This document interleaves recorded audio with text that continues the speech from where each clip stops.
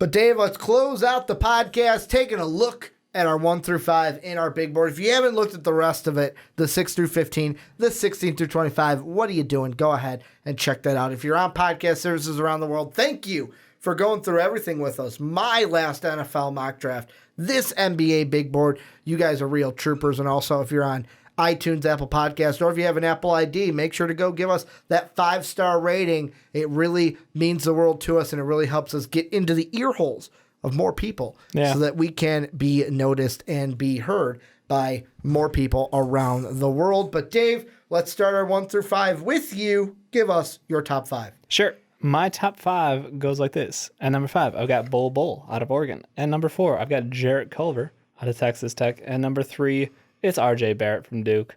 Number 2, my boy, Ja.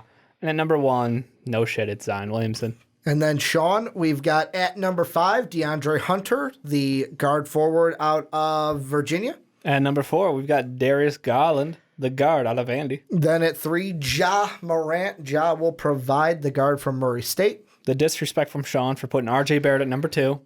And then Zion at number 1. I mean, I think that's pretty clear across the board. But then me, DeAndre Hunter at 5, Jarrett Culver at 4, RJ Barrett at number 3, Ja will provide at 2, and then Zion Williamson at number 1. Little Z, because Big Z is our patron who called in this past week, and you guys should check out why he thinks the Suns potentially should skip on Zion and draft Ja, or does he? You got to go and check it out on the fast break. But Dave, we're just going to kind of dance around these guys and talk about all of them. The first one I want to talk about, which we've talked about at nauseum, so I just want to get it out of the way. Tap into the mind of Sean again. Why does he have RJ? Like, I want to say, why does he have RJ above Ja? But I feel like we've heard, the knee going. All right, the knee's going. But I feel like we've heard Sean say at nauseum why he has RJ above Ja. What do you have to say to those people that put RJ at 2, Ja at 3? I mean, RJ is a wing, and what's most important position in basketball right now? It's the wing. It's the wing. So if you can get a guy who can have the ball in his hands as much as RJ can, and then you have someone who, I mean, John Morant's good, but like point guards are almost expendable at points in time, and I gotta think that just RJ provides more availability. He's a better all-around player, and he can move the ball around himself. And I know decision making's not quite there, but he'll get there with time. He's a guy who can come in the league and put up like 18-5-5 maybe. That's maybe 18-4-4. At first, I thought you were talking as Dave. I forgot you went into Sean mode, and I saw you play with the hair again, and I was like, oh, just constantly doing the hair. That's the sign. I'm like, that's the sign. Just after you were like talking up RJ, I'm like, oh, he's in Sean mode. You can't see it, but the leg is going like a fucking jackrabbit. The twitch? Yeah. The twitch? It's going hard. For me, it's just, here's the bigger question I have with mine, because Ja is my number 2, much like you. Yeah. The question that I have is... We're shutting over here. If let's say you're the Cavs at 2. Yep. How likely is a team like anyone except the point guard needy teams, like Bulls, Suns, I guess you could throw Memphis in there. Let's say a point guard, non-needy point guard team lands at number 2 after Zion gets taken, ahead of the Bulls and Suns. What's the percentage you think we see a trade by either the Bulls or the Suns to move up and get Ja at 2 compared to, let's say, Cleveland, if it ended up like it is right now, if Cleveland has not taking RJ at 2 and trading to either the Suns or the Bulls to get... If they go back one spot, all so like for with it. Phoenix. Yeah, if they could trade back for Phoenix and get anything for it, absolutely worth it, because Phoenix is trading up for one player. They're not trading up for RJ Barrett. Well, RJ Barrett's going to be a good pro probably, but they need that point guard. So if they're going to get a deal out of that, the concern would be if they had to drop back to 4. I think you had brought this up a while ago with the whole, you can play them against each other. Use the Phoenix Chicago shit, take the highest bid, be like, oh, well, they're going to offer us this, so if you don't come back, and try to do that to your favor, because if you risk falling out of, if RJ's gone and Ja's gone, are you really going to be happy with Jarrett Culver or with Cam Reddish or with Bull or with any of those guys who are in that 4 slot maybe? And that's the question is is that extra draft stock worth it for you? You know, the Bulls don't have another pick this year, so you're not going to get that double up pick. I don't believe the Suns have another first round pick this year either. Do they? I feel like I said that out loud. I'm looking it up. So the Bulls, we don't own our own, but we have the 4th and 38th. We've got Memphis's second rounder. So no first round, yeah. Now the team has a second first rounder. Yeah, and then the Suns have the 32nd overall pick. Which is almost a first rounder, but without the contractual obligations, so no.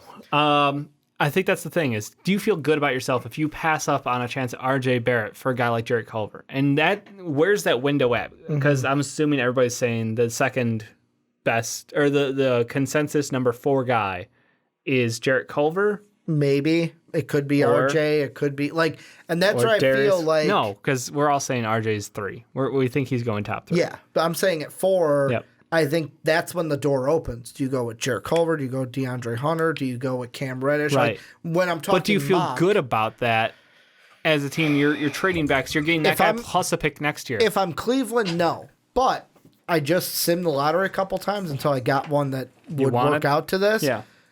Check out this one. Sure. Number 1, the Lakers. They get AD. The Pelicans get Zion. Or the Lakers just draft Zion. Yeah. But at number 2, the Hawks are at number 2. Immediately after them are the Cavaliers. And then the Suns at 4. They would go Suns, then Knicks at 5, Bulls at 6. That'd be Which terrible. I'm a Bulls fan. I'm like, fuck, it happened again. Taking Darius Garland or Kobe White. But for the Suns, in that situation, Yeah. Hawks don't need Ja. Hawks don't really need RJ. Oh, no, the Hawks would 100% take RJ. They would. But do you think the Hawks would be a team that would be more okay with trading from 2 to 4, knowing that Cleveland's probably taking RJ and RJ will not be there when they draft at 4 to get that extra pick out of the Suns? How many picks do they need? They're the Hawks. I know. All the picks, Dave. They're pulling a Boston on us almost picks. at that point. I mean, they've already got 2 picks this year, assuming that Mavs converts after in this situation, it would, because the Mavs would be at 10. So with that being said, that would be interesting. I think if I'm the Hawks and I get RJ Barrett, I would take that. So in this situation, if you away. were the Hawks, would you just take RJ? Unless I got next year's first from the Suns, you're saying? Suns would be at 4. Suns or the Bulls? Bulls are at 6. Yeah. I would need a first from I would need a first from them, but see the problem is either one of those teams, more likely the Bulls, could win more games next year if everybody stays healthy. Yeah, Bulls are probably winning more games next year. It's the Suns that could be in the same situation. Yeah. So if you're getting I don't even know if the Suns can give up that pick. But yeah, it'd be interesting. I feel like RJ Barrett would be a better hit for them, though. Yeah, I think I would confidently take RJ Barrett at 4 or at 2 as the Hawks, unless it was just an absolute grandstand of an offer. The other thing I wanted to bring up is Jarrett Culver, because both you and I have him at 4. Sean had him fall to 6. In your mind, what made you? Because for me, I was like, you know what? I looked at it and I said, did he play like diddly poo in Minnesota? Yeah, he did. Yep. The Minneapolis games, we'll just forget like they never happened when it comes to Jarrett Culver. Also, I know I've said this to you off camera, but I want to say it in front of the masses. Sure. Why have the announcement at the stadium if you're just going to leave? I agree. Like, I told you, it's like, Seems it would a make bit sense silly. if you're like, hey, I'm going to stay, but like, hey, I'm going to get everyone together, and bye, guys, I'm leaving you. It have seems fun a next bit year. silly. I don't agree with that necessarily. But what went through your mind to keep Culver in the top 5 and at 4 instead of having him fall out? I look at his body of work as a whole. You know, from his first year in there as Texas Tech as a role player playing behind Zaire Smith. This year he's asked to, ball heavy duty as well as the leading scorer, as well as one of the best defenders in college. Like he's progressed across the board, and his decision making needed improvement. He can't go full Kobe mode, at the to win games. But at the same time, I look at a very versatile wing who's a 2-way player, super valuable right now. And having someone who can help take that pressure off of your primary ball handler, whether it is Trae Young, whether it is, I would even say, God, what's his name on the Cavs? I can't remember his name. Position? Rookie point guard. Oh, Colin Sexton. Thank you. Yeah, either one of those two guys, happy to have him as a secondary ball handler. So I'm all for it. I think that he deserves to be there from just his year as a body of work. I don't agree with Sean putting Darius Garland there, just because the fact that we gotten to see everything about Jarrett Culver's games, the good and the bad. If his worst possible games were the last two that showed, which obviously less than ideal to happen in your biggest games of your college career. Yeah.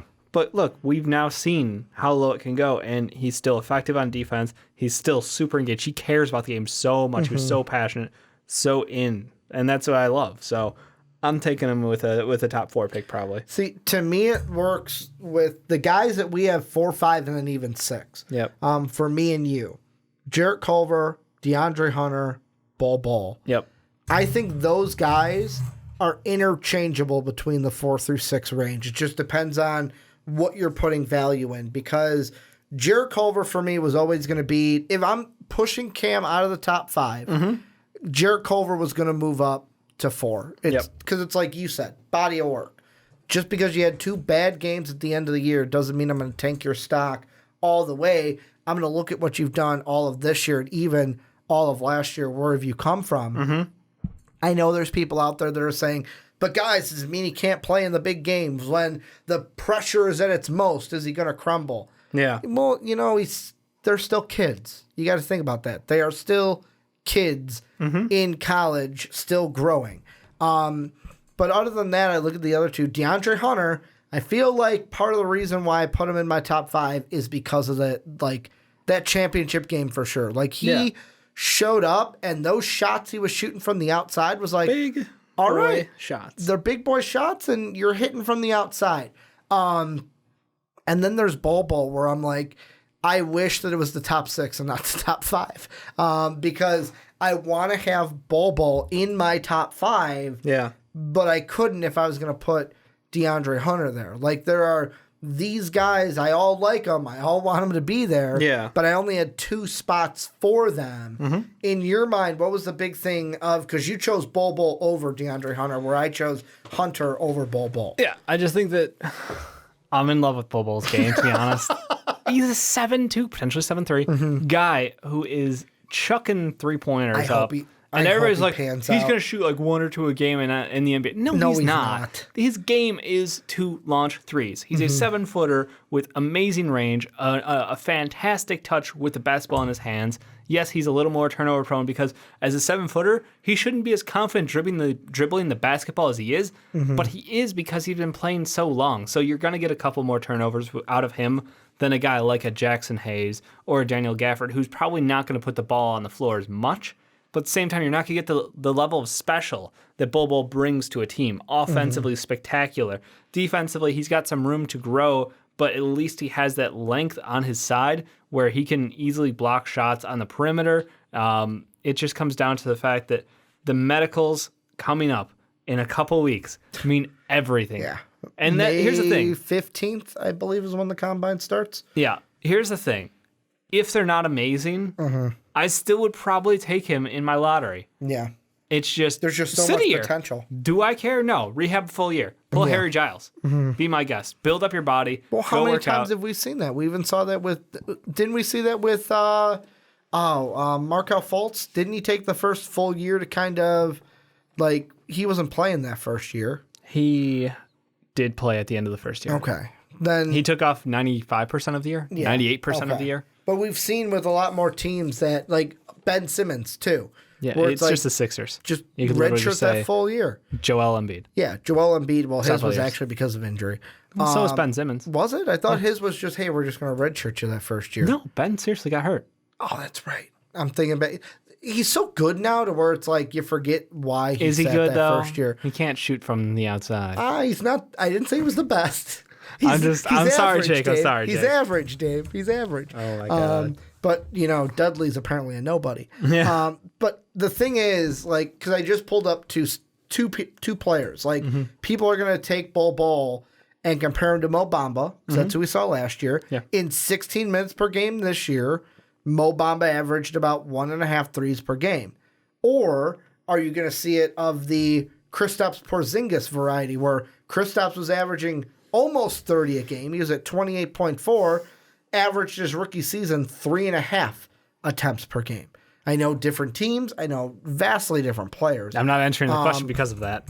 But it's just like, I don't think, to agree with you, I don't think Bol is going to come in and only shoot 1 3 a game. Yeah, no, I think that was a silly comment. You know what he could be shooting?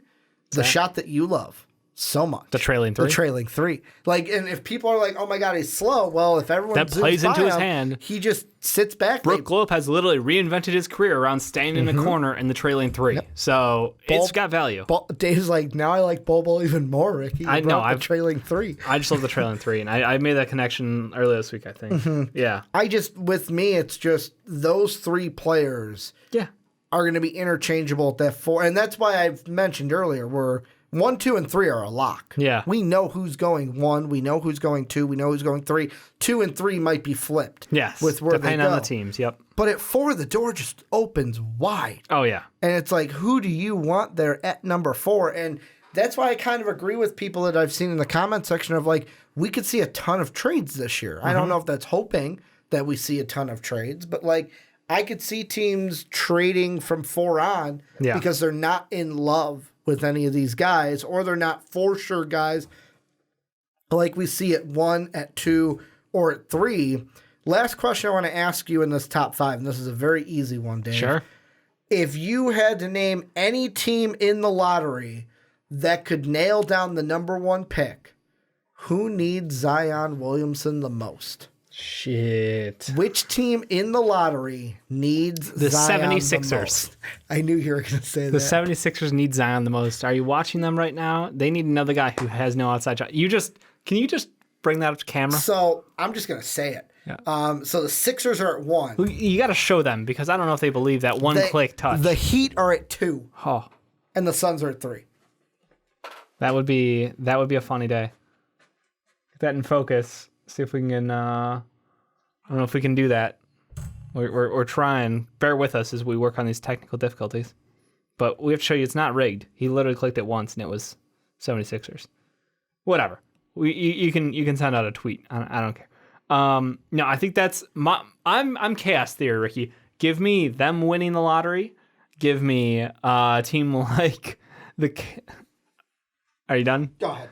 Give me them winning the lottery. Give me the Lakers winning the lottery. Give me the Mavs winning the lottery. Like, give me any one of those teams where it's just like long shot. Focus now. Long shot wins. That's my game. I want this year to be absolutely crazy. Yeah, it's Sixers at 1, Miami at 2, Phoenix at 3. So it'd be Zion. And then if you're Miami at 2, who do you take? Do you take RJ or do you take Ja? My heart is telling me Ja. But my mind is saying... But my body is telling me yes. I might still go... Like, here's the thing. Yes, we did see the best work out of Justice Winslow as a point guard, which makes me want to say you should go RJ Barrett. You could have a true point guard. But you could have... Well, Justice Winslow's a really good player. Yeah, but Ja Morant is Ja Morant. I would go Ja if I was the Heat at 2. Then they have like no shooting though. That's my concern. I might go RJ Barrett. That's a great question. That's a great question. And then if you're the Suns, you go RJ if Ja's off the board, right? Or do you trade back with the Bulls? The Bulls would be at 6. I don't know. That's a shit show at that point. I can't wait for this weekend. I can't wait for our live The lottery lotto. is going to be fucking fantastic. You know, I am hoping it's a full-on Dave, fiesta. that it's a shit show. Yes. Like, I don't want it to be. Like, last year, was it last year it ended up being chalk? I hate those years. Yeah. Absolutely hate them. Because it's like, why did I watch this? Why did I waste my time watching this half-hour thing before a playoff game? It's true. And if this is going to make it to where it doesn't say chalk, I'm all for it. I'm all for this one, too. Hawks get Zion, Bulls get Ja. Yeah. Cleveland gets RJ. Suns, I'm sorry. Basically, we just flip and bump the Knicks out of the top 4. Any final thoughts on anybody in the big board before we end this thing? I feel like we did a good job giving everybody some love. Well, a little housekeeping here at the end. Number 1, NFL Draft Style. Dave and I will be live 7 o'clock for sure. If you check in a little bit before that, we might go live a little bit before 7 before it starts. We'll be live streaming the draft. Then we're going to record our special draft podcast that night. Also, if you're an Avengers Endgame fan, this Friday will be Avengers Endgame. Dave, I, and Johnny are seeing it Friday. Yep. That review will be up on Saturday. The live lottery, well, we say live lottery, but it's we basically do the lottery during the podcast. Our live lottery mock draft is this week for the fast break. A ton of things we got coming up this week for you guys. Make sure to check out patreon.com/mostvalued podcast for our bronze, silver, gold tier. Find out what happened on the MVP podcast. Make sure to join podcasts if you're at our gold tier and pick topics for podcasts if you're at our silver tier. And then also make sure to go over to iTunes and Apple Podcasts. Give us that 5-star rating because it really helps us out. Thank you guys for listening to the podcast on podcast services around the world. Thank you guys for watching. Thank you to Dave Oster for being here with me to record it all for you. And as always, have a good day, everybody.